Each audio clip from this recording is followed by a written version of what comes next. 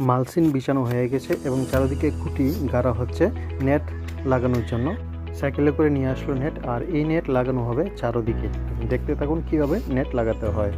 বৃষ্টি তুফানে যাতে না পড়ে যায় খুঁটিগুলি, সেই কারণে মাটি দিয়ে খুঁটির গুঁড়িগুলি শক্ত করা হচ্ছে। নেট লাগানোর প্রস্তুতি চলছে। নেট বা জাল কীভাবে লাগানো হয় দেখতে থাকুন, আর সম্পূর্ণ ভিডিওটা শেষ পর্যন্ত দেখবেন।